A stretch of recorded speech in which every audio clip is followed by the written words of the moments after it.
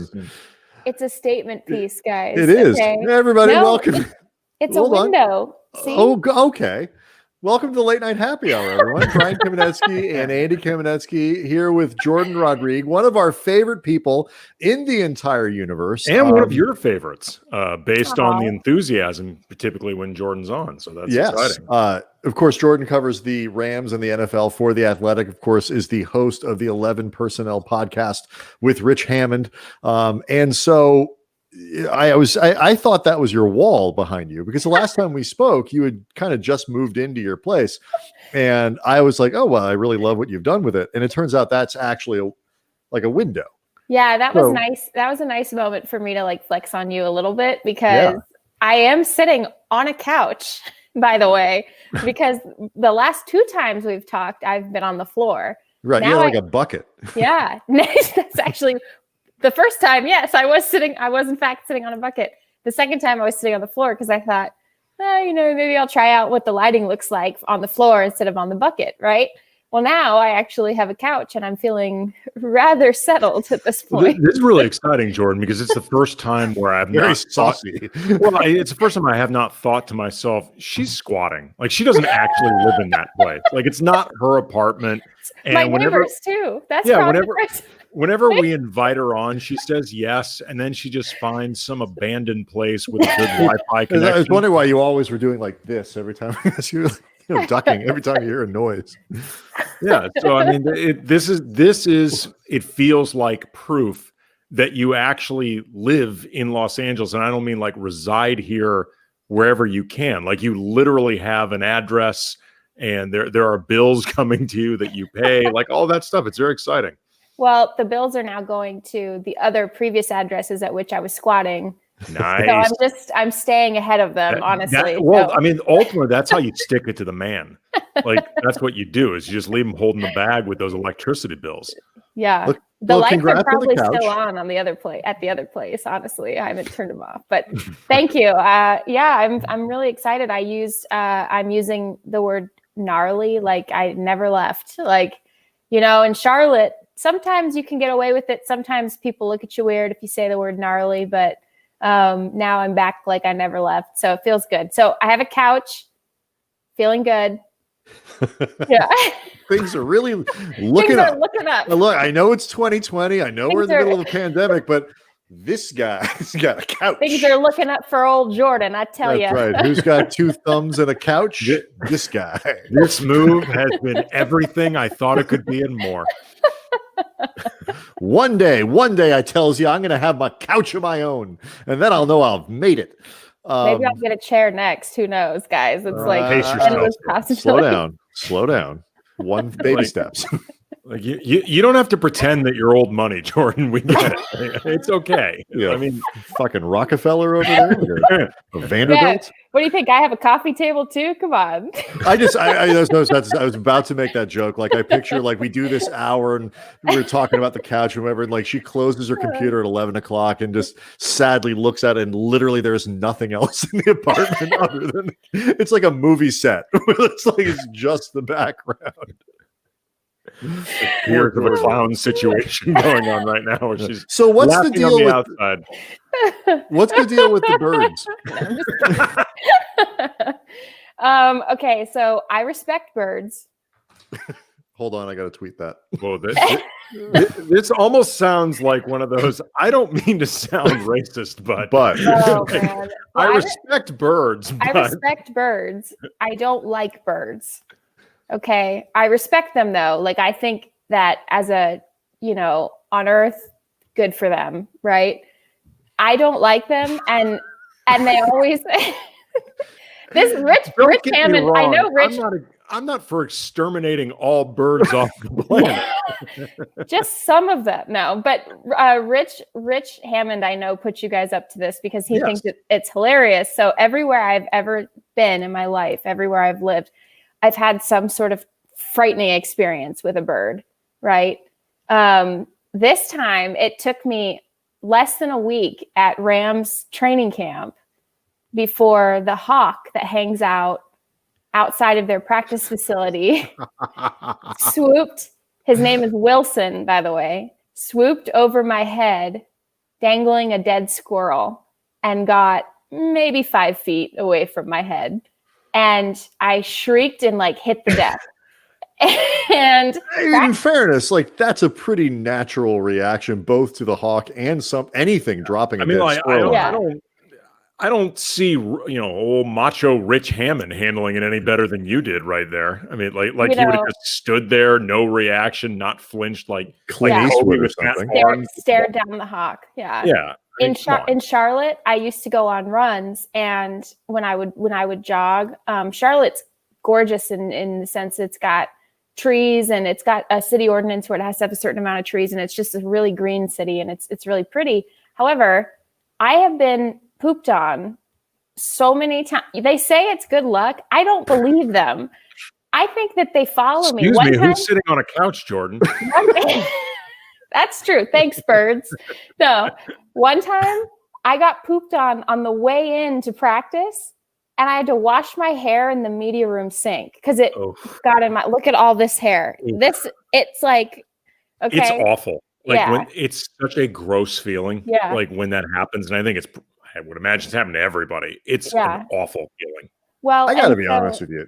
This, I didn't think the tweet that I just put out before was going to be top, because it was my favorite tweet since we've started doing the late night happy hour, which is just you saying, I respect birds. I don't like birds.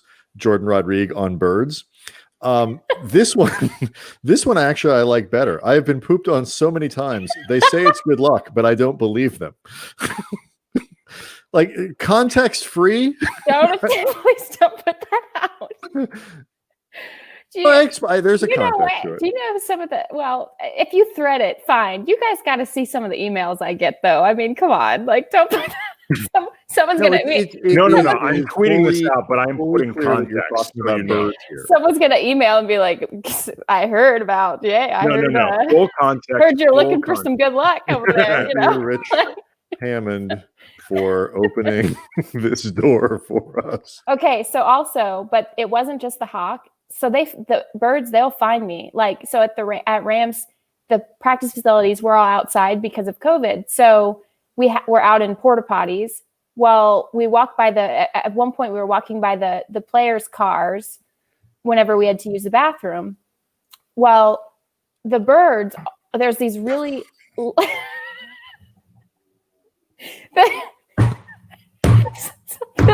I'm scarred. The birds, there's these really loud ones, and I think they're like grackles or something like that. And they're really loud, and they'll hide under the players' cars and they'll like make a scene.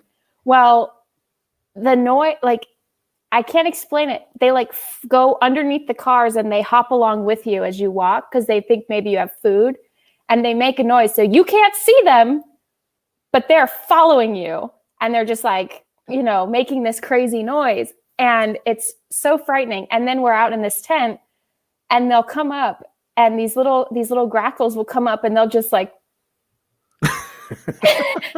like underneath the table where you're working, and they'll stare you down. Are they just ask anyone who covers these things were everywhere, and then it got cold, and now they're not around. So it's like basically really nice. Nobody stands near you at practice at this point. I think I'm probably the weird one on the beat, guys. I know we talked about this when I came in, where I was like, oh, hopefully I fit in. Like, I think what week did it take to realize, no, I don't. I actually don't fit in at all. So you guys just are okay with all these birds? Like,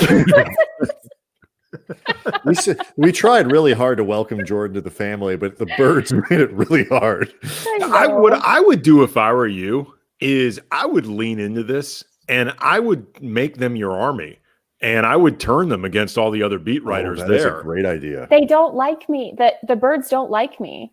That's the thing. I don't think they're coming around me because they want to hang out, Andy. Like, I just don't think that's the case. Look, I think that they're sussing you out. They smell fear. But there's a reason, though, that they've chosen you as opposed to like Lindsay Theory or Gary Klein. Like, I don't think they have the same respect for them that they have for you. It's like, it's like the way the two alpha males end up finding each other in a room and they stare each other down.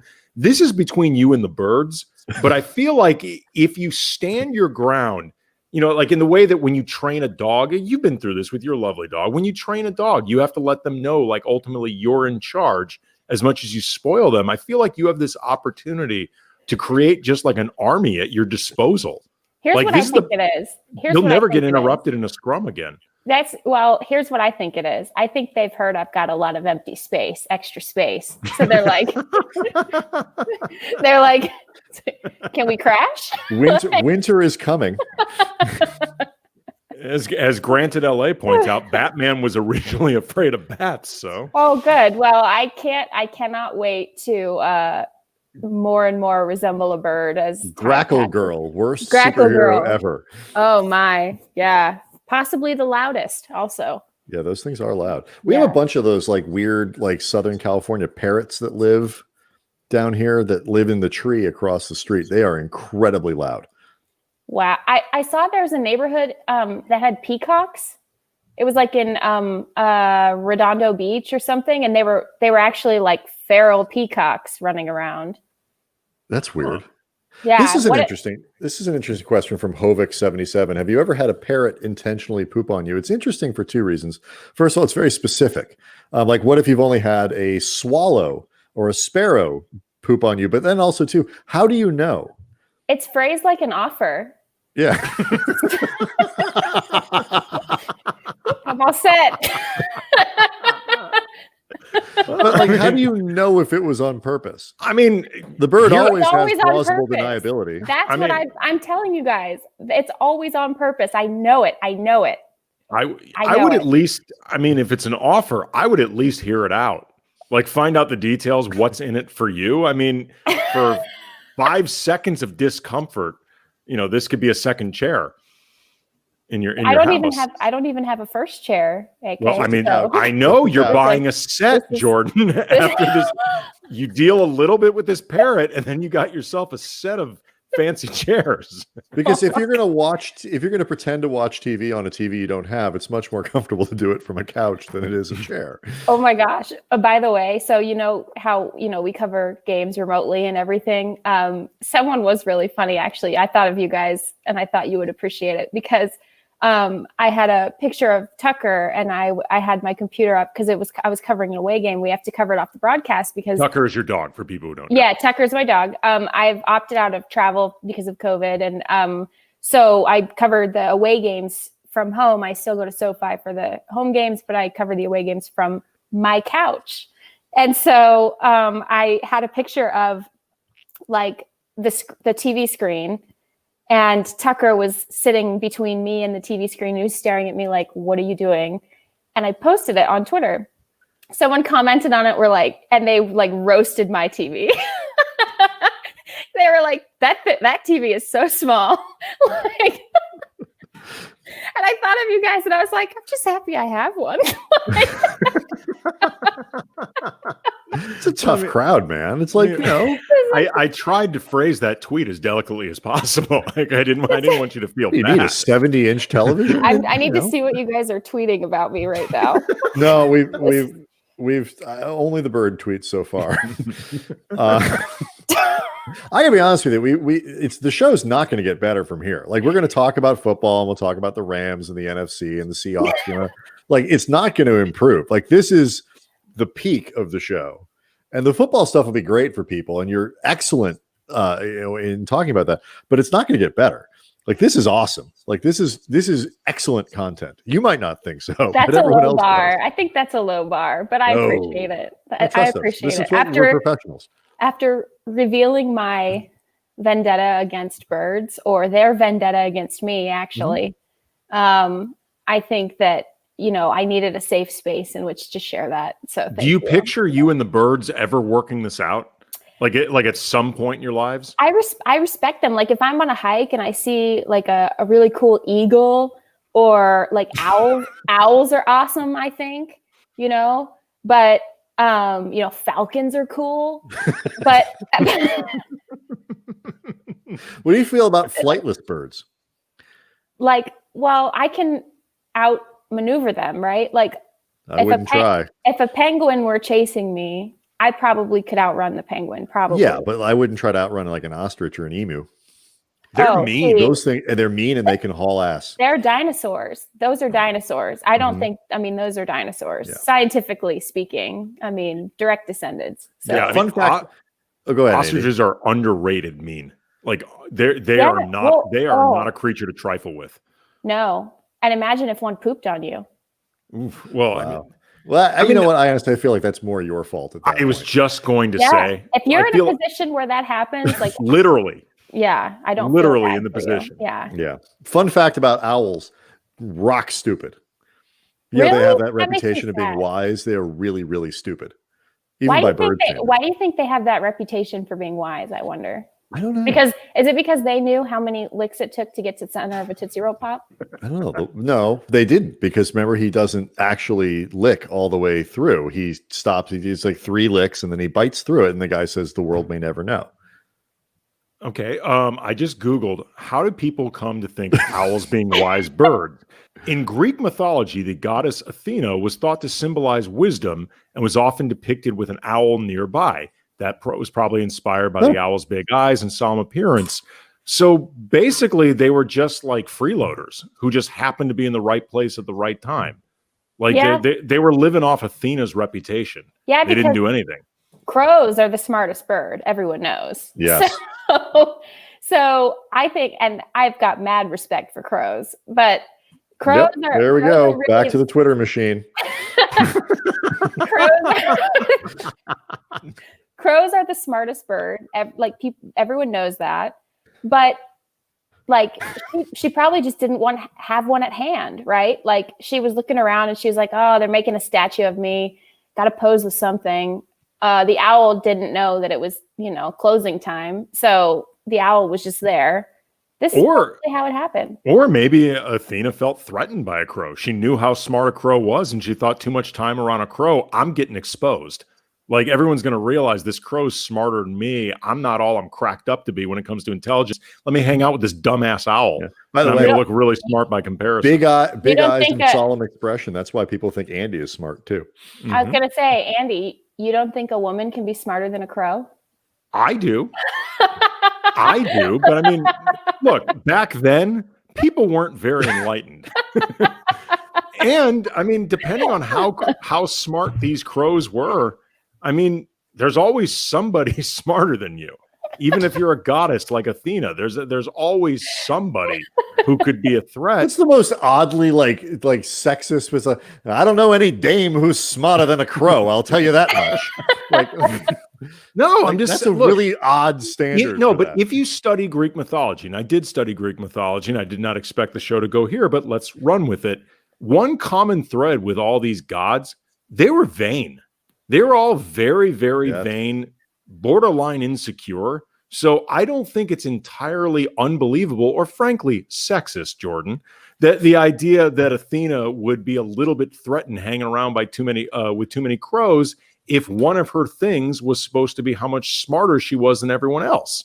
Oh, I loved reading Greek mythology when I was younger. And that's such a, I mean, again, I don't know how we're here, but man, let's not question it. What crappy beings all around. Oh, yes. Quinn Better has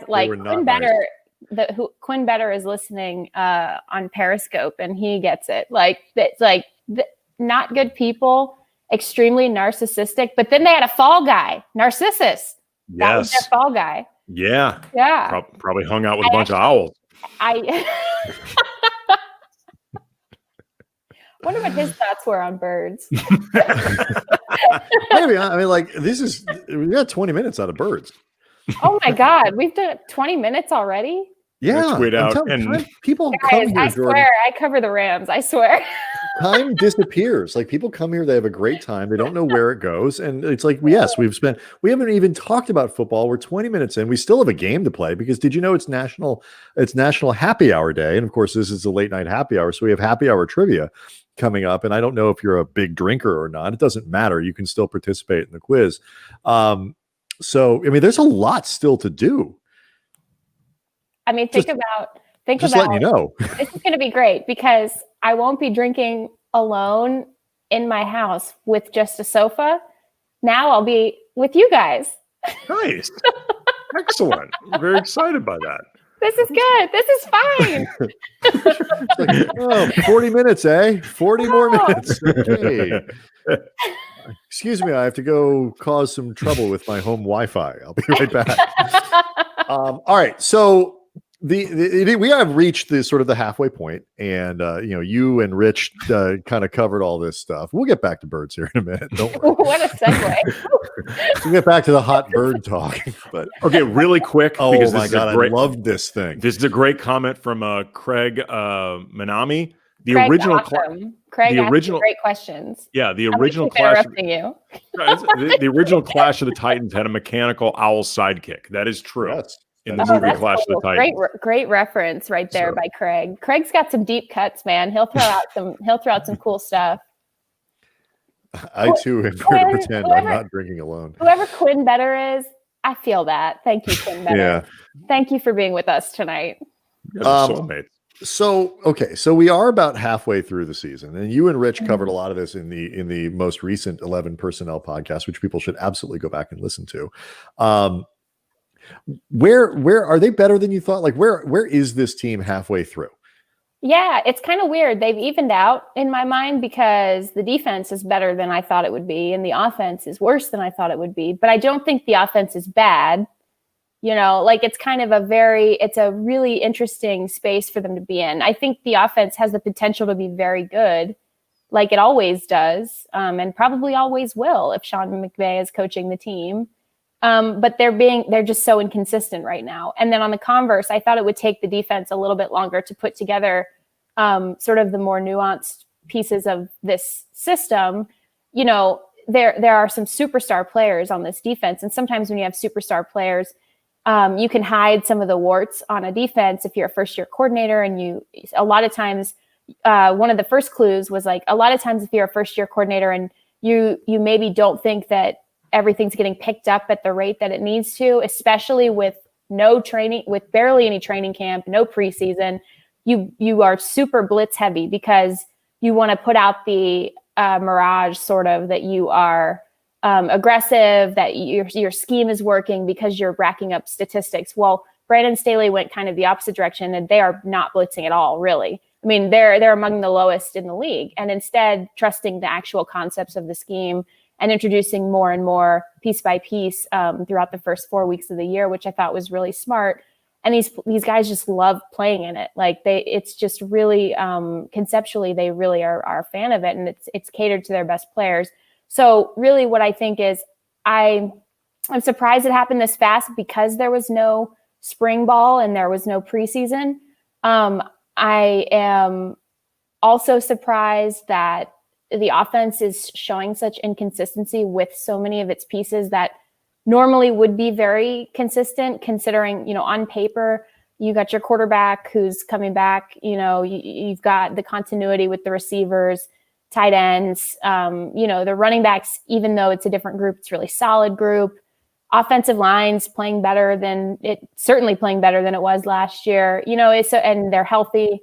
So I'm a little surprised to still see the inconsistencies there, but I think a lot of it's sort of unforced errors. So hammering those out is the important thing. You said if it's not too, I guess, either sort of granular or esoteric an explanation, you said that these guys really like playing in Brandon Staley's system. What is it that they like about it? I love granular. Okay. Yeah, that's great. I love that. I know you like granular. He didn't really mean for you. He meant for them, like them for the birds. For the birds. Me. Like, well, no, I also didn't know if it was one of those things that's hard to explain. Like, you know what I mean? Like, it is hard to explain, but I think that the definition continues to change. But I think that's one of the really exciting things about football is how much of an evolving process it is when it's done right. Obviously, you see these teams and they just are stuck, right? And they've stopped evolving and they've stopped being excited about the process. Well, this team's really excited about the process. It sounds super corny, I know, but they are presented with tangibles every week of actual progress that they've made. Like Brandon Staley went back and showed them their first day of training camp on tape and juxtaposed it with their last series in the Miami game. You know what I mean? So it's like they're really excited about the possibilities of growth within the system, and they're given tangible proof of how it's evolving. And just like, so the players feel like they can have a lot of confidence and autonomy within the scheme because, just for an example, Brandon Staley wanted to implement this star package, like a hybrid nickel. They get to roam a little bit more. They blitz a lot. They help in run support. Well, at first that guy was Troy Hill. And they were waiting a little bit. They'd hinted that they wanted Jalen Ramsey to play the star, or at that time they weren't revealing the name because they didn't want, they wanted to have the gamesmanship and all that. But they basically indicated a few times that Jalen would go into the slot. Well, they started out the year with Troy Hill, but in practice, which we weren't allowed to report on scheme, but in practice, they were working Jalen Ramsey and then one of their young safeties into that role as well. And so that was really cool because you could see the team get really excited about the concepts that were presented, but also have the understanding that they're playing a bit of a chess match. Mm-hmm. And so they're not putting everything out there at once. They're building and building and building. And so that was part of the reason why he showed them the cut-ups of their first day versus their last series, because it's like, now you see why we're building one bit of a time at a time and unfolding and asserting our scheme and for our players instead of just responding to what's happening to us on the offensive side. Go ahead. Yeah, I was going to say, you and Ted Wynn, wrote just a great feature. He's awesome. I mean, you guys wrote a great feature on Brandon Staley and what he's been doing with the defense. Mm-hmm. And part of that was like kind of this idea that they wanted McVay to go find like his Sean McVay, like go find that guy for your defense. Is he that guy? Is he sort of performing in that way? Do they have that kind of sensibility, in the way that they were talking about? I think so. It's hard to do that. It's hard for that guy to sort of be as much of a splash because he's a defensive coach. Mm-hmm. So it's so interesting to me because Sean, everyone knew right away, even in his first season and especially his second season, how special he is, right? Well, it's so much less of an overt thing when it's the defensive coordinator, and especially as the league trends more and more offensively. And I think that was one of the really smart things that Sean did was go out and find somebody after being told, a lot of the executives with the Rams and the high-ranking people, they sat Sean down in a room as they were trying to figure out, what the direction of the franchise was going to be. And they sat him in a room and they said, listen, you know how to run a team now, go find your own Sean McVay. And so what that meant was go find someone who is very bright and has a handle on things in the way that you have a handle on things in terms of your philosophy, your hands-on, hands-off kind of approach to things, your teaching spirit, teaching mentality, mm-hmm. Forward-thinking, progressive way of viewing the game, but also someone who is going to really piss you off some days because you guys are competing the entire time. And like Sean, I think, and hopefully I'm not, speaking too out of turn, but it's just the impression that I get is he just wants to make sure that he's also evolving. And so to bring people into a room, such as Brandon, such as Kevin O'Connell, the offensive coordinator, who are going to tell him when he's wrong too, or who are going to make it a hell of a time trying to take the field against him during training camp. And the initial battles that these two had during training camp were so fun to watch because Sean, Brandon's defense picked it up. These guys are on the defensive side. They're special. And they picked it up so quickly. And it just had the offense in fits. And they were turning the ball over and all this stuff. And Sean was like, I had not seen him actually tangibly angry before. And, keeping it very professional and together and all this stuff, it goes back in. And then the next week, they're much more efficient and they're doing things. And so this is like a long way of me saying, like, I think it was really smart that he went out and hired Brandon. Mm-hmm. But then also it was really smart that he chose a defensive guy as his next Sean McVay, because there's a lesser chance that guy gets poached after a year because everyone's trending offensive. Right. And because you can keep him a secret for a little bit longer because people, especially team owners, a lot of GMs, they want the next hot young offensive coach, and they see how competitive the NFC West in particular is, and they want to have a jump on the curve when their division starts to turn in that direction. So they want the young, really, really bright, philosophically savvy guy. And it's so interesting to me because Sean, instead of saying, I'm going to go find the next offensive genius and teach him for a little bit, probably going to lose him. He knows he's probably going to lose Brandon Staley at some point. But what's so interesting to me is that Sean, with all of his offensive know-how, when he was thinking, I want to go find the next Sean McVay, he went after a defensive guy. I think that's so interesting. I also think it's smart in some ways. Just when one of the things that we noticed about Sean McVay when he replaced Jeff Fisher was how much better his staff was than Fisher's, and in particular, the type of credentials that he put on his staff as a first-time young head coach.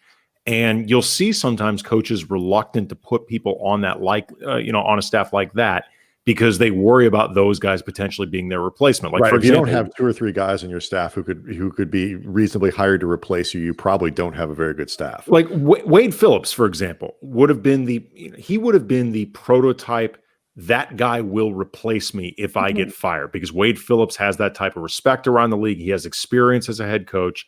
And Sean McVay clearly didn't care because he wanted to try to put his team in the best position possible to succeed. And Staley there is interesting, I think, just because he's a bright young mind that, like you said, was going to be Sean McVay, but he's also not in direct competition with Sean McVay. Like, you know what I mean? Like, he's not the guy that would be like his right hand, that if anything was going wrong, you would look at as, the type of competition that people thought could be there with Jason Kidd and Frank Vogel, for example, with the Lakers. Like, it doesn't seem to me like Brandon Staley would even potentially be that guy with McVay. Well, I don't know that was maybe a variable that he considered, because I do think he's really secure in his. Oh, I agree. I just mean, yeah. I just think it's interesting. It's another interesting element of it, because that's always what ends up happening whenever hot additions are brought onto a staff, something like that. People always speculate about, how it may affect the who's in charge. That's all. I agree. McVay is very secure about this stuff. Yeah, which is interesting because it seems so collaborative. Like, I was a little surprised to hear too how much autonomy Brandon got just immediately in running the defense. Because at that point, Sean, he'd been with Wade Phillips for a couple of years, and like, that's the guy to learn defense from, And so I thought it was really interesting because Brandon got into town and basically had all these ideas and was not able to actually show them because there were no spring practices. And still, Sean was like, sounds sick, man, go ahead. So I just think that's so interesting of a dynamic. And it seems like it's a partnership, but it's also like, you can really tell in training camp that they're very competitive, and that meetings are competitive, and that they're troubleshooting each other, but in an environment where it's like you seek to get better and not really have that ego, which I'm not used to that in a lot of football offices. That's not something that you see in a lot of places. So I think that's a really, really interesting dynamic of like, bro, tell me your ideas, instead of bro, it's my ideas. It's bro, tell me your ideas. But again, there's that lack of competition though won't be there if they're on opposite sides of the ball. Right. Exactly. You know what I mean? Like that maybe that was a better way of getting into what That's a great meant. point. That's a great point. Yeah. Because you want to seek out, I think one of the biggest mistakes head coaches make, and you see it time and again, is bringing too many people into the organization who think like them. Too many people, you need to have a balance. Like, yeah, you want people to buy into your philosophy overall. Yes, absolutely. And you want to be the dominant presence throughout the organization. Yes. However, you also want them to feel comfortable in your space to disagree with you, to troubleshoot your own plan, and to see things in different ways than you see them, in order to build a more sort of progressive construct of what football is now evolving into, and at a faster rate than ever before.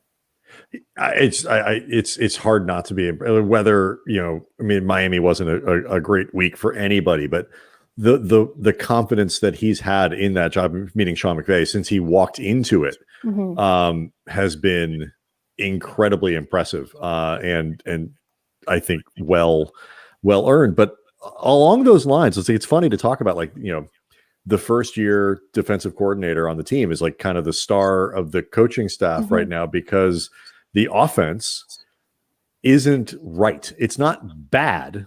It's not, week to week. But it's not right. So what is holding them back? Is it a lack of identity? Is it just a consistency issue? What are the things that are keeping the Rams offense from looking like it's supposed to? Yeah, I think it's like they picked out the right pair of shoes, but accidentally tied the laces together.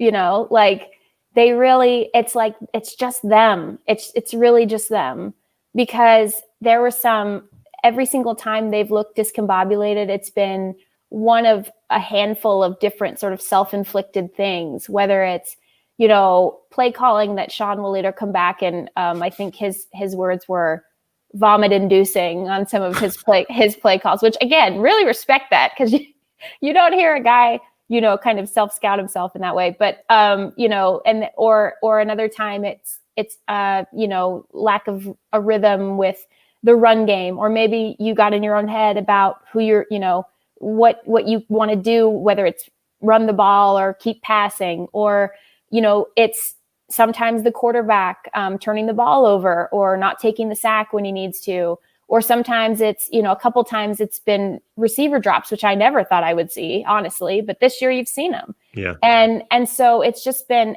at any given time, it's been a handful of different things, and it's led to sort of this overall feeling of discombobulation. And I don't know if it's a lack of an identity, if they can get these things fixed, because if they can't get it fixed, then that becomes your identity, obviously. And this is something that came up in the chat too, as well. Little stuff. You talk about the turnovers. How much of their problems, and we'll get back to, whether they're a running team, passing team, all that stuff. How much of their problems is just built around the fact they can't kick?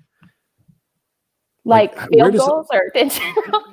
Field goals. Like So, yeah. But like, that's a huge, like, the bigger drop off, it seems like, Todd Gurley is gone, this or whatever. And that's a headline.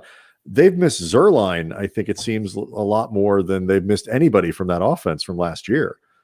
Yeah, I think that's an interesting point, because they couldn't, at a certain point, they knew they weren't able to trust Samuel Sloman. And, you got to feel for the kid. I think that's such a product of COVID and how it's changing football, because as you guys will recall, they weren't able to have him in their building for a tryout or anything like that. They've got tracking tools and data where you could actually see his kick trajectory and the height that the ball, gets off of his foot.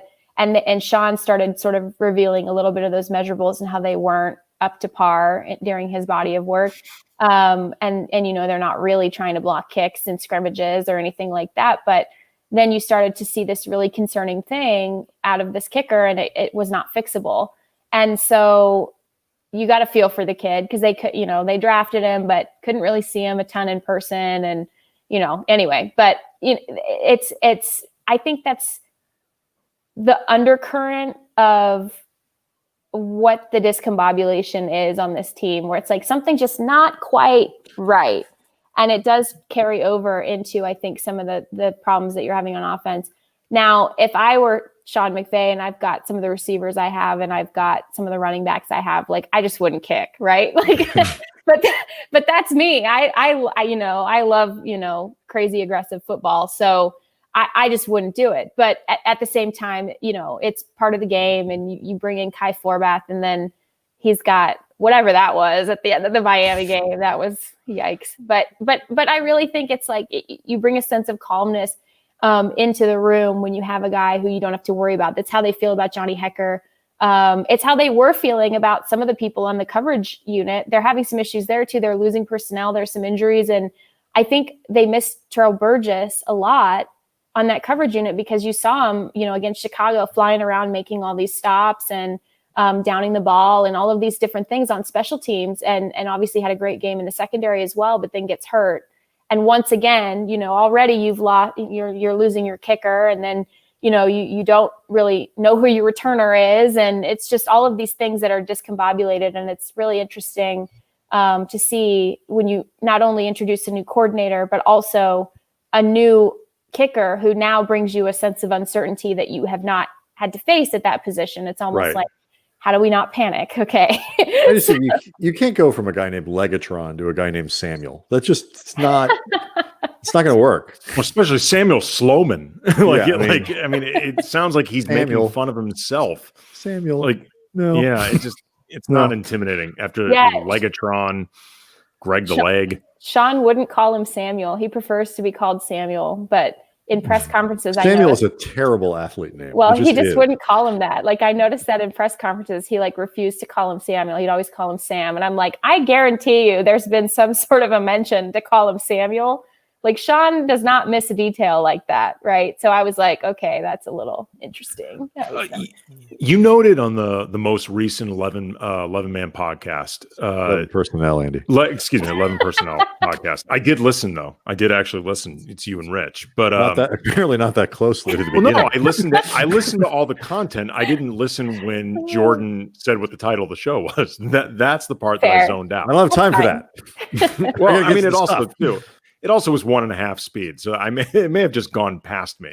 But you noted how if it were up to you, Darrell Henderson would get the ball a little bit more. Mm-hmm. And I guess a 2-part question for you. First of all, have you figured out the thought process for how these guys are or are not getting used between Akers, Henderson, and Malcolm Brown?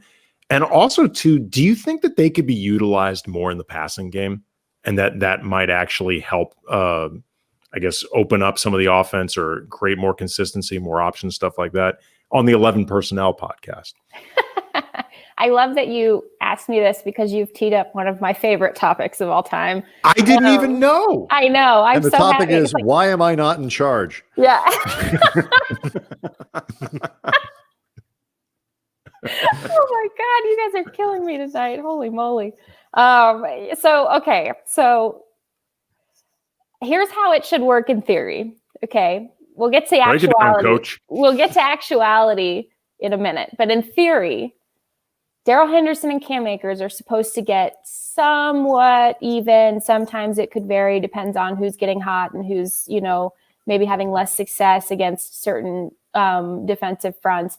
About the same amount of carries on first and second down.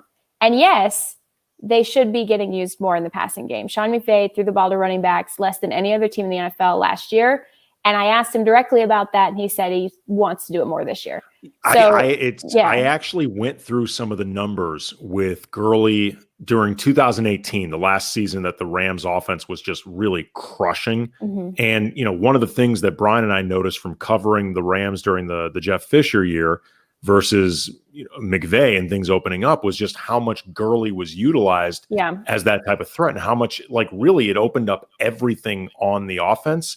The numbers are pretty dramatically different in terms of the way Gurley was used in 2018 versus the 3 running backs they have now. Yeah. And some of it is comfortability too. So, and that's a little bit of an aside. So I'll get to that in a minute, so those two should be used in that way. Cam Akers especially should be getting used and worked into space in the flat and catching passes out of the backfield. What that does, not only, like you said, add a layer, but it also helps kill these blitzes that are really hurting them. And it gets Cam Akers, who can make a guy miss because he is a running back, and can run with the ball in his hands. He can get into more favorable man versus man matchups because everyone else is crowded on the line of scrimmage and blitzing, right? So you need to be able to use someone like that as a dump off option. And if you break a blitz, which they have been just in knots over, and if you can break a blitz 1 or 2 times during the course of a game, you stop getting blitzed. It's crazy. This concept is wild. So, so that's how those guys should be getting used. And I think Darrell is a really, really great sort of lead back. And I still think that if they used Cam Akers in the passing game like they should be, then their touches would be pretty even at this point.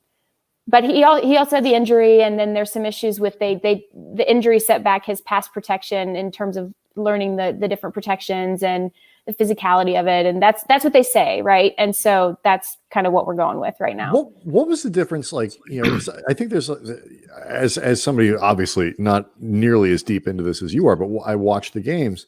Like, what was the difference between the plan in Buffalo where they fall behind by a ton and run in the second half versus Miami where they fall behind and throw 61 times?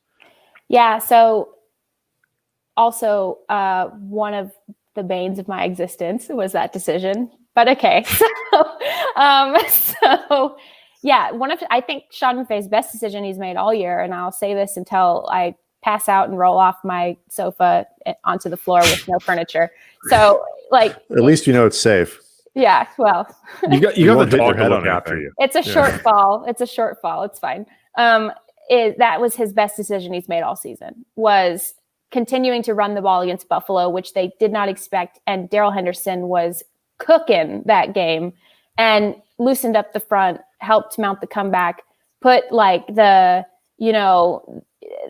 was really just like a jolt in the pants of all of his players, because they were like, all right, man, this is cool. Like, this is like this is ballsy, so like they were really fired up about it. Right. And so that was a great decision. Well, then you think, okay, here it comes, against Miami. The problem is they were still trying to hit that one right play that would loosen up that front, because they were crowding the box and blitzing the crap out of Jared Goff.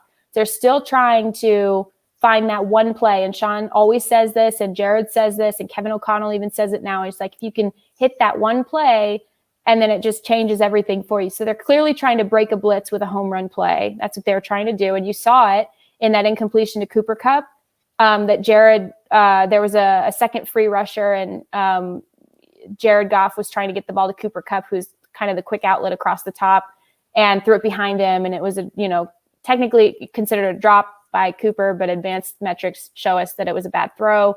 So that would have been the home run play that breaks the blitz.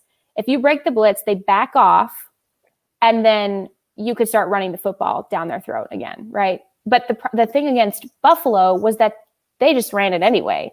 So I think it was such an interesting juxtaposition between those two games. And part of it, I wondered if it was just like that, like, we just really need to find this. We just need to find this play. We're so close. Next time's going to be the time you execute. It's right there. We can feel it. Next time's going to be the one. And it never was. And so that's frustrating, because then you see in the fourth quarter, they go back to the quick game and the quick passes and passing behind the line of scrimmage. And that's when Cam Akers was used as a safety valve, and then broke off that really big play. And, that was when it's like, oh, this is great. Sorry, it's way too late, but this is great. So I think part of it is not waiting that long and thinking next one's going to be it, because sometimes it's not. So you have to go toward what's a more sure thing. And I think it would have been what they went to in the fourth quarter. But and then last but not least, certainly not least, Malcolm Brown, when you asked about how the running back should be getting used, Malcolm Brown is like such a solid run the clock down guy, short yardage guy. I am a little confused as to why they're working him in space as a pass catcher as much as they are sometimes. And because I really think that's the money maker for Cam Akers and for Darrell Henderson, because Malcolm Brown is just so trustworthy and stable when it comes to keeping the ball out of the other offense's hands, and running the clock down and getting those short yardage yards. And I just think that that's really his bread and butter right there. And I just, that's in theory, that's how they should be getting it's always funny when you have, and you see this a lot with teams where you have a lot of good players, but nobody who's necessarily so much like where it's obvious who you give the ball to, and it's obvious. So that can be hard. I have that problem on my fantasy team. So did you get good advice on your fantasy team? No, I did not. That's why I spent 20 minutes tweeting about birds. I know. Every time I'm on with you guys, I'm like, how is he going to exact his revenge on me Cam this time? Akers going for you. We do want to, before we get to the game, we do want to talk a little bit about the Seahawks game this weekend, because this is a massive game, not just in, for the Rams, but in the NFC generally. And this is a fun one because all of the stereotypes are kind of flipped around. Like the Rams are considered like the sort of the running team. The Seahawks have no running backs and throw 800 times a game. The Rams have this defense that they're leaning on. The Seahawks defense kind of sucks. but both teams are pretty good. How are you looking at this one? Oh, I just think it's going to be really fun. I kind of had high hopes for the Miami game. I thought it was going to be really fun because I went in thinking like they've probably got a good game plan, because look at all these guys who can make plays after the catch on short yardage passes. So they're going to break a blitz and it's going to be off to the races. It'll be so fun. Didn't happen. So this time I'm thinking, okay, well, they've got this sour taste. They've had an extra week to prepare. So I think it might be a really fun game. This is obviously going to be the biggest test for Staley and his defense. It's like, you look like the real deal. This is where you kind of show, are you actually, and where you show your backbone and all the pieces start to get put together, because there's such a group of complementary receivers, each dynamic in their own way, and tight ends and players who can really, really make these explosive plays. And the Rams have limited explosive plays, almost better than anyone else in the league at this point. So that sort of chess match is going to be really, really fascinating. And then, will you come out with the right game plan against statistically the league's worst secondary? But it's not just come out and pass the ball 100 times. It's all the little pieces you have to set up to be able to then break a secondary. And so much goes into that. And so it's so interesting. That's going to be really interesting to me. And you also have to just play. Like, Sean can't, think about stuff too much. You just got to go. Like, that's what he did in the Buffalo game. He literally just like snapped his clipboard in half. I mean, he didn't do that, but you know what I mean? Like, he just was like, so all right. Cool, though. He was just like, yeah, he just, and there's all these, it was like Mad Max, right? Like, he just was like, I'm just going. Like, football is not, that's about as dramatic of a cool little nuanced thing as you can get. It was neat. So I think that this is something similar. You just got to go. Well, I think one thing that's at least potentially good for the Rams, it seems like, looking at the injury report, the Rams are starting to get healthier now. This bye came at a really good time for them, and it seems like they've got some guys coming back. In the meantime, Seattle's injury report, that's a long-ass list. Yeah. Like, it's maybe because, we all get these, emails from the Rams PR staff, every day with the injury reports. Seattle's injury report may be the longest I've ever seen. They're back to starting Kurt Warner, I think, at running back this week. Yeah, that was it's enormous. It was problematic. The one thing that I think is going to be huge to keep an eye on is their center. Their center has not left the concussion protocol. So at this point in the week, if they haven't left the concussion protocol, they probably are not going to play on Sunday. And so then you don't really have a viable option. The Rams are getting Ashawn Robinson back. Yeah. Well, in his debut. And they've also got a guy named Aaron Donald that some people have heard of. More and more people are talking about him, I guess. But, he just really, Which guy's that? He's a newbie? He's a guy, he's just a guy. He loves this matchup too. Again, I'll take your word for it. You cover the team and all, but I don't know.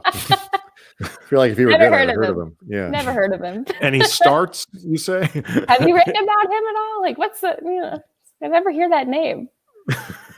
I'm gonna Google him just to make sure you're talking about the right guy. Your Google search is fun tonight. Athena. Yes, it is. Owls. Grackles. Aaron Donald.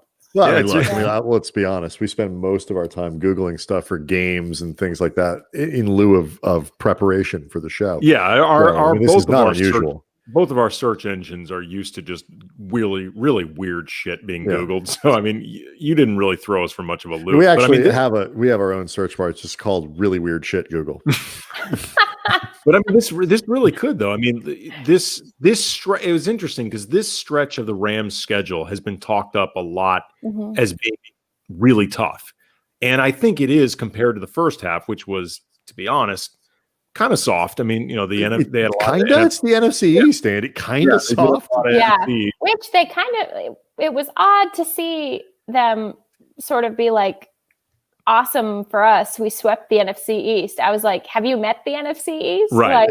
Jordan, it beats the alternative. That's the thing. It's like, it's better than losing games to the NFC East. Okay, that's fine. But it's like, when I got my couch, I have no other furniture. Why the fuck am I bragging about a couch? Excuse me. No, now you're getting into the spirit of things. We like it. We like this. But here's the here's the rest of the schedule. Seattle at Tampa Bay, San Fran at Arizona, New England, Jets at Seattle, Arizona. They might be catching Seattle at a less healthy time. Tampa has been shaky at times. That might just be when they play the Saints, but they've been a little bit wobbly. San Fran's really beat up. New England, we know we all were rooting for Cam Newton, but they have not looked great the last couple of weeks. The Jets are going to go out of their way to lose that game. So you basically got 4 games that you look at with Seattle and Arizona, 2 apiece. A lot of huge implications with them, but there's a chance at least that this second half may not be quite as tough as it seemed like, or if nothing else, there are more opportunities than it might have seemed like in, say, week 3. Mm-hmm. Yeah. I agree with everything you said. And I did have a thought. You guys have to have me on before the Jets game so we can spend the entire episode imagining ways the Jets will try to lose the game. Done. Like, you're booked. Sure. Consider the most random things. Because I think they could get pretty. That's that people are really looking forward to. That Jets game. Yeah. That's gonna be great. And I think that'll be fun because by the time they get to the Rams, they're gonna be pretty much out of traditional football ways to sort of secretly lose a game. They're gonna be out of those opportunities. They're not going to be subtle by then. Yeah. This is just going to be nakedly transparent. Yeah. Like this is Adam Gase is he doing this on purpose or is he just this bad at it? Yes. Yeah, I think both. I think both. He's Icarus. Yes. Nice. There we go. Keeping it with the Greek mythology. There we are. Oh no, you can come back anytime you want. That's not the. I mean, like I watched that game and we'll really have to talk about Cam for a second and then we'll do the game. Like I have a lot of the sads watching Cam this year. Because it's there's not a lot of talent around him, and I understand that. We talked about that at the beginning of the year. It's not like he had a ton in Carolina, but you do reach a point in your career where you need more of it, and we've seen that with Tom Brady, where Brady looks better at times. When it looks good in Tampa, it looks better than it did last year in New England because he's got much better players around him. But there's still that thing where you just look at Cam and go, it's just not. He's not that guy, and maybe he's not healthy, or maybe whatever. But and I'm sad about it because I was rooting for New England. I'm still rooting for him. I still want it to come around. And there were times in that Jets game where he just looked terrible. Yeah. And it sucks because you see, and like I saw for the last 4 years, everything that he went through in terms of just the toll that was taken on his body. I mean, things that that he never even went on the injury report for, that, just your aches and pains that you get from playing in the league, but then compounded by these surgeries and all of these different things.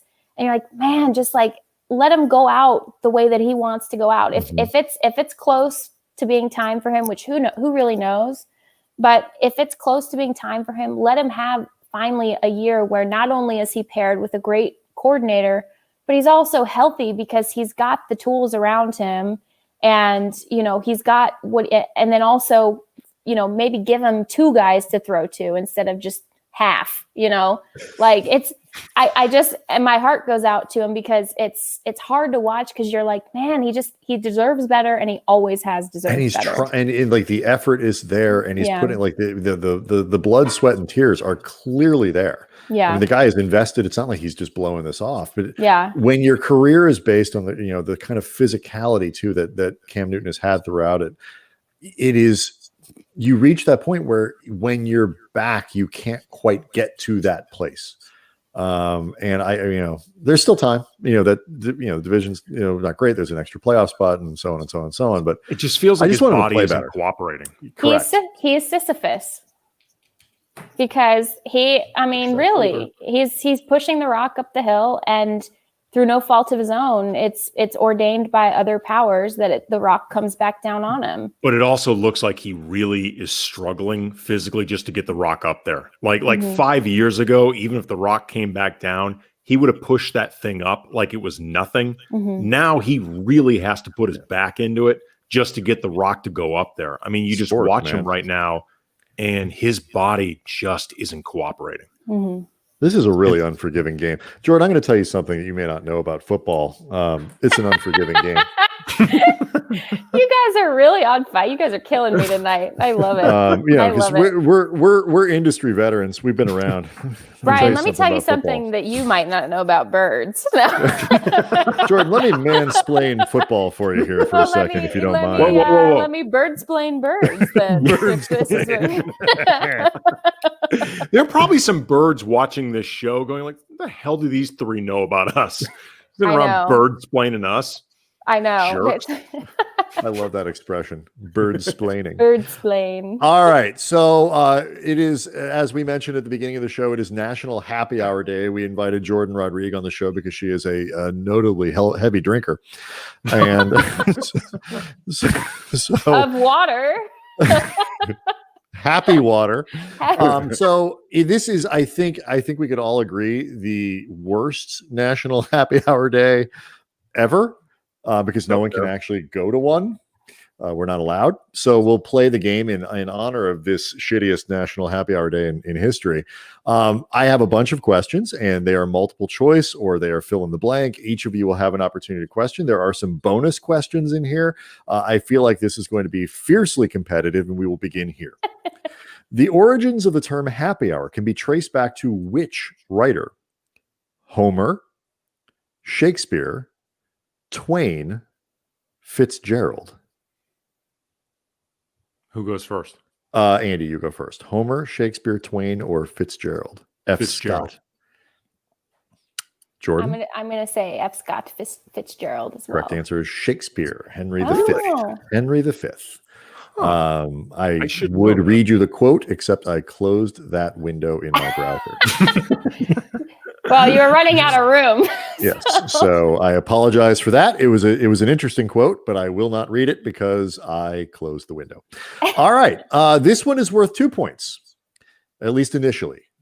The happy hour, commonly defined as a window of time in which bars offer discounted alcoholic drinks, has been illegal since 2003. In which hard-drinking country known for its breweries and whiskey distilleries? Just shout it out if you know the answer. Germany? Ireland. Jordan says Germany. Andy says Ireland. The correct answer is Ireland. Ooh. Yes. 2 points for Andy. German beer, and I was wrong. Also, this. Brian, really quickly, the quote, "Therefore, my lords, omit no happy hour that may give furtherance to our expedition."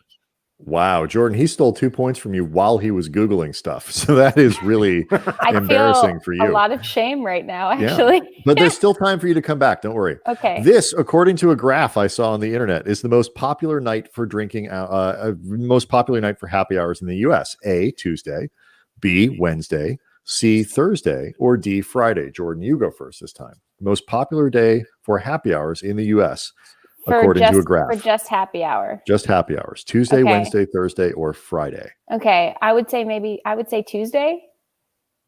Why? Because you're just getting over Monday. That is one theory. Andy.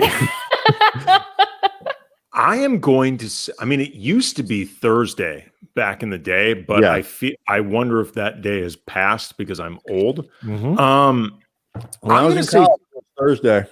I am going to say Tuesday, and my guess is because of the recent popularity of Taco Tuesday. You are both incorrect, and by a lot, because it's the least popular day for happy hours. The answer is Friday, which actually kind of makes sense when you think about it. Right. Yeah, but well, you know what, though? I didn't mean to interrupt, but when I used to bartend, often we didn't do happy hours on Friday. That's true. Because it would get so busy anyway. That's true. Yeah, because people are already drinking on Fridays. Exactly. You know when they're not drinking, though? Tuesday. All right, next question. Some say the first mention in print of the term happy hour in the context in which we use it today was in 1959 in the Saturday Evening Post. The iconic magazine launched in 1821 and used to feature all those classic Norman Rockwell covers. When did the Saturday Evening Post, when did the Saturday Evening Post fold? A, 1969, B, 1984, C, 2006, D, it's still out there. Andy, you go first. For people who don't remember, magazines are printed volumes of paper I'm gonna say that come out like weekly or monthly. I assume they all folded. I'm gonna say 1984. Jordan? 1969, 1984, 2006, or it still is there. 06? 1969 is the correct answer. We've been without the Saturday Evening Post for a while now. Well, Explains why I've never read it. Yeah, I was like, I was thinking it would be like, sadly, when a lot of the newspapers started folding and converging into one corrupt hemisphere. The Saturday Evening Post is now part of the Southern California News Group. Yeah, what is it, Tronc or something? I don't know. Like, I was like, were they part of Tronc? It's either Tronc or Sinclair. Is that a Saturday Evening Post? Is that Gannett? Like, that's what I was like. Yeah. Norman Rockwell, he got laid off. All right, so here now we've reached an interesting part of the quiz. The question is this: happy hour. What about the rest of the time? How many of the 5 happiest states can you name? So each of you are going to name 5 states, and you will get a point each for every correct answer. And I will not reveal that you're correct until after. I don't understand the question. There is a poll, like based on again a chart I saw on the internet. I want you to name for me the 5 happiest states in America. The residents of the state feel happiest. They are the happiest. Yes, these are the happiest states in America. Like if you go there, they're just really happy. You get a point for each one you get correct. Andy, you go first, and I will note your answers. Vermont. Okay. Name 5. Give me 5. You give me 5. Okay, I thought Jordan and I were trading off. Vermont, Jesus, New Mexico. New Mexico. Okay. California. Okay. Let's say, there are a bunch of idiots down there, but I think they're happy idiots. Florida. Yeah, sure. Yeah, they seem delusional enough to be happy. And 5, you know what? Let's go with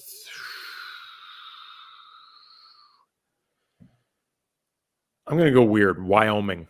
Why not? All right, Jordan, you're 5.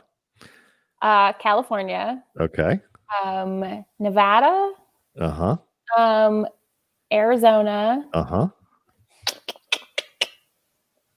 I want to say Maine, maybe. Maine, noted happy state, Maine. Well, they've learned to adjust to all of the snowfall, That's true. So, adaptable. Yeah, lots of drinking in basements there. I will also say happy. I will also say Florida. Okay, no points for anybody. The 5 happiest states in America are Hawaii, folks. Hawaii. Okay. Utah, Minnesota, New Hell Jersey. No. New Jersey? Get the don't fuck yell at out of me. here. Yell at the internet.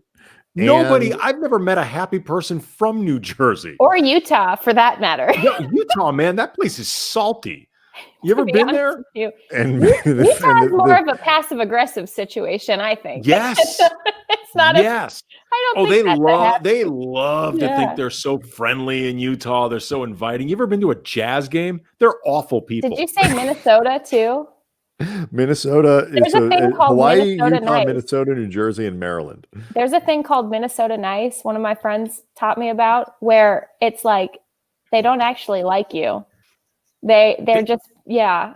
There's a great scene in season 2 of Fargo where Bokeem Woodbine's character is dealing with a cop, and the cop says, "We're really friendly around here." He's a Minnesota cop, and Bokeem Woodbine says, "No, actually, you're not very friendly. It's just the way you go about being unfriendly. It's like the way you say your things. It's like you're doing me a favor." Like he nails that Minnesota Nice thing. Yeah. All right, Jordan, you're still down 2-0, but you have a chance to make up your time. So, not feeling optimistic, but okay. No, which states take too much advantage of happy hour? Name as many of the 5 states with the highest alcohol consumption per capita as possible. Now, Jordan, you go first with your 5 states. Highest alcohol consumption per capita. Wisconsin. Okay. Again, I think Nevada, maybe. Michigan. Okay. Illinois. Okay. I'm going to say Maine again. All right. Andy? I also think Wisconsin. Okay. Florida. Okay. Oregon. I'd drink a lot if I lived in Florida, that's for sure. North Dakota. The drinkingest of all Dakotas. Well, I'm thinking I may be overthinking this, but I'm going a lot with the per capita part of it. No, it's per capita is important. And number 5, I am going to say Missouri. Wow. I should have picked Louisiana. Damn. You shouldn't have. Each of you really? gets a point. The drinkingest state per capita in the country is Delaware. 3.7 gallons per person in Delaware. I don't consider that a state. Most people don't. Jourdan, you get a point for Nevada. They are number 2 at 3.46. Andy, you get a point for North Dakota. Nice pull there, Andy. Wow. 3.26. And then it goes Montana and Vermont, and then Wisconsin is 6th. So Jourdan is now down 3-1. According to one of those maps that does this sort of thing, this is the most popular spirit in California. A, Patron. B, Bacardi. C, Crown Royal. D, Jack Daniels. Andy. Patron. Jourdan. Jack Daniels. The correct answer is Jack Daniels. Jourdan. Oh! All right. Now you get first crack at the bonus question, which is our last question and happens to be worth 2 because you're down 3-2. The bonus is worth 2, so you can clinch it here. Jack Daniel, the actual guy, Jack Daniel, died in 1911. Who was president in 1911? A, Teddy Roosevelt. B, William Howard Taft. C, Woodrow Wilson. Or D, Warren G. Harding. Oh, I know I'm gonna miss it by like 2 years, maybe. Roosevelt, Taft, Wilson, or Harding? Roosevelt's the obvious guess, but I don't think I'm gonna guess him. I agree. I don't think you should guess him. Yeah. Was it Taft? It was Taft, and Jourdan Rodrigue wins the game. I didn't even get a chance. What? I didn't even get a chance. No, you don't get a chance because it's the bonus question. But Nope. We've always done this with a bonus. I told you it was the bonus question, and Jourdan can win because the bonus question is worth 2 Well, points. I thought Jourdan would win if I also answered it incorrectly or something. I thought I'd at least get a shot to defend this thing. Nope. That's not how this game works. Congratulations, Jourdan. You win Happy Hour Trivia here on National Happy Hour Day. What a comeback. And next time we will also, now that we know, we will play trivia about birds. Second greatest comeback of the last 2 weeks, in my opinion. But yeah, unlike This is Andy, under protest Andy tried right to now. throw the ball 61 times to get back in this game. You ran the ball, and now you're back. I got the ball taken from me. I didn't even get to throw or run the ball. I just got it taken. It's like playing, basically It's overtime. You know what it is? It's Overtime NFL rules. overtime rules. Exactly. right. Jourdan scored a touchdown in the first possession. Of No, it overtime. You don't even get the ball. actually feels like Jourdan scored a field goal on the opening drive, and the rest said, "You know what? We're done. Like whatever. She It's a wins." pandemic. Yeah, that's true. pity That me. is I only have one sofa. I've been pooped on by so many birds. Jourdan's like, "I need this. I need this. I need this thing. I really need need a it." win. I Please. finally I need a made win. something of myself. All right. Who wins this weekend? I did pick the Rams in my mailbag that comes out tomorrow morning at the Athletic Los Angeles. I picked the Rams by 3. I know they're favored by 1.5 right now. I think it's going to be a really high-scoring game and a really tight one, obviously. So I did pick the Rams. I am an optimist, as those who read my coverage know by now. So, we'll see, I guess. There you go.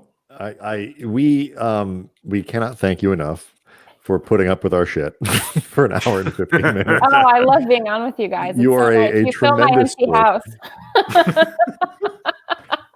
we're looking forward to how this thing evolves. Like we feel like we just check in every so often and we see like new stuff.